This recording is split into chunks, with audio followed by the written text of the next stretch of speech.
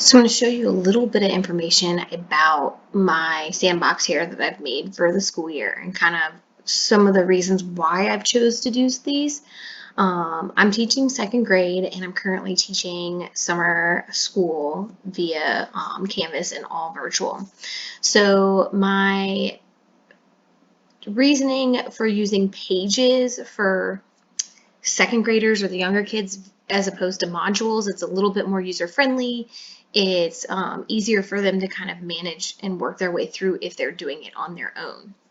So everything is kind of linked together. I also use Canva to do all my images. They have a free version where you can use their images that they have. You can also use your own images. So here's actually my classroom, and I have just used that image, and you can add words on top of that and make all the photos in certain dimensions. And that way, you won't have the issues of some pictures being too big, some pictures being too small. They're all the same size, and I can show that in another video. So here is my homepage, and again, I use a page, and I have already made this as my homepage. So what I have done is here you can just say choose homepage, and I just say I'm going to use pages from page, and whatever one that I mark as my front page. Okay, and I save it there.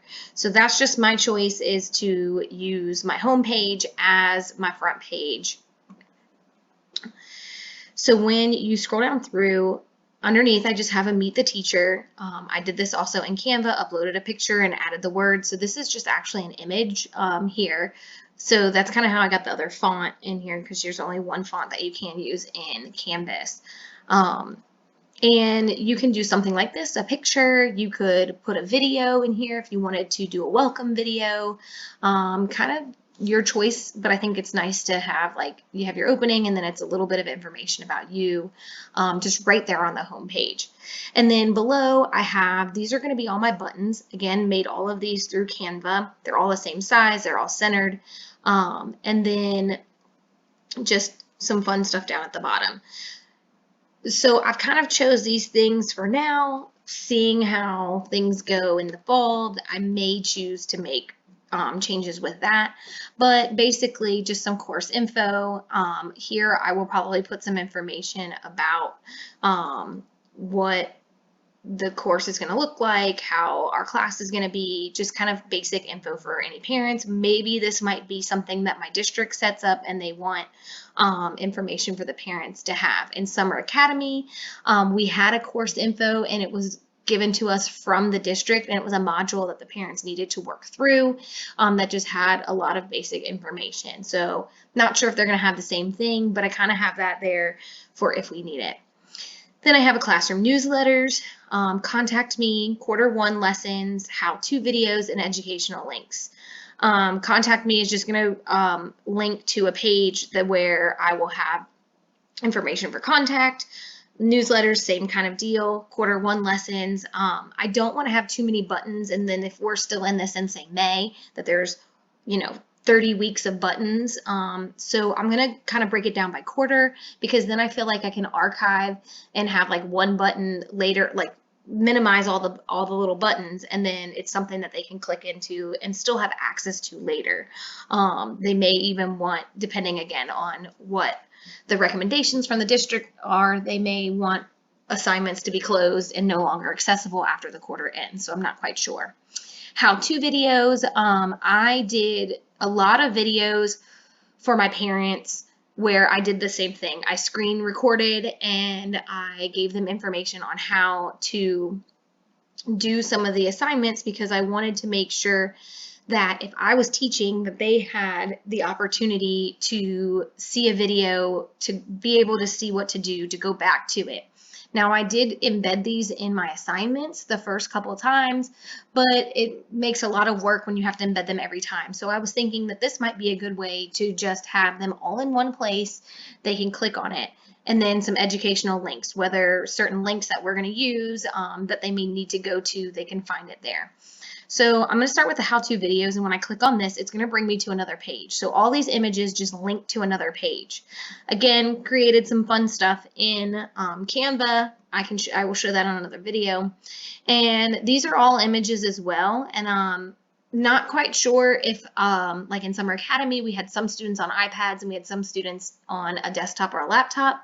And there's different ways that they look. So if that's the case and the students will be using two different devices, this first page may get split up into like a picture of a computer or a picture of an iPad. So they click on what device that they're using and then the videos will go here.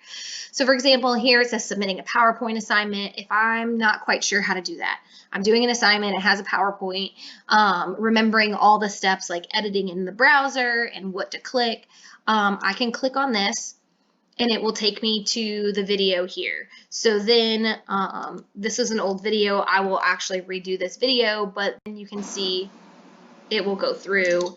I'm going to pause it, but it'll go through all the directions. They have a video right here that will show them how to get to that assignment, how to submit it, what it looks like from their dashboard. So I'll continue sending that through, and then if you go back, so then there'll be different videos here for submitting maybe a video response, how to do that. If I'm going to be linking to Seesaw, what that would look like as well. When I go back to my home page, I might have newsletters. Again, this will click into a newsletter.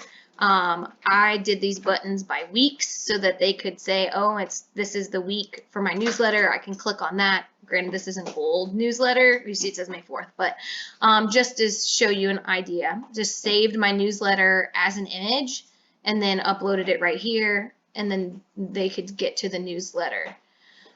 If I go back again to my home, I can click here. This will always bring me back home. And then we also have our Q1 lessons. So when I click on my lessons, I chose not to do subjects because if I'm doing subjects, then the parents have to click through each subject every day to check to see if there's assignments, to find the assignments, and I just was trying to avoid, or even for the kids, if their kids are doing this, that's a lot of clicking that they have to do, a lot of checking different places. It worked really well for us in Summer Academy to have everything in one place and they could just kind of see. So I broke this down by quarters so that way I could kind of archive this page later on, and then I wouldn't have all these buttons. Obviously, I will have like 9 buttons total for the 9 weeks as we go through, but I just kind of threw in a few here. So I could click on this first week of school, and when I go here, it brings me to the week. They'll find all the lessons in the assignments for the week, the learning targets, and this is just like a week at a glance. So as I scroll down, you can see whatever the reading is. I'll have their reading. This will say their reading learning target for the day, and then if there's an activity that goes with it, I will actually link the activity right here. So they could go on right here, say today is Tuesday, September 8th, and they could see all the activities they have to do just for that day.